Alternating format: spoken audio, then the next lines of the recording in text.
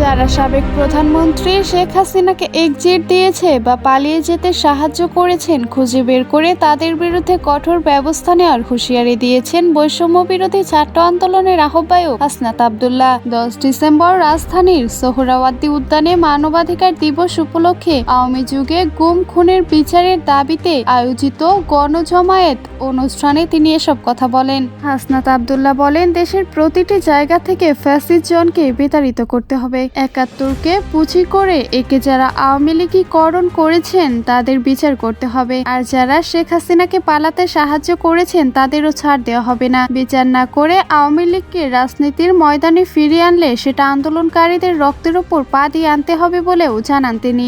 ভারত প্রসঙ্গ টেনে হাসনাত বলেন, ভারতের সঙ্গে নতজন কূটনীতি আর নয়। একই অনুষ্ঠানে বৈষম্য বিরোধী ছাত্র আন্দোলনের অন্যতম সমন্বয়ক ও জুলাই শহীদ স্মৃতি ফাউন্ডেশনের সাধারণ সম্পাদক সার্জিস আলম বলেন, পুলিশকে টিস্যুর মতো ব্যবহার করেছে আওয়ামী সরকার। সার্জিস এও বলেন, আন্দোলনকে কেন্দ্র করে মামলা বাণিজ্যও হচ্ছে। বাংলাদেশ সেনাবাহিনী থেকে সবাইকে সতর্ক করে বলা হচ্ছে, জনগণের সঙ্গে না থাকলে ওই হাসিনার মতোই অবস্থা হবে। আগের মতো অসমতার সম্পর্ক ভারতের সঙ্গে আর নয়।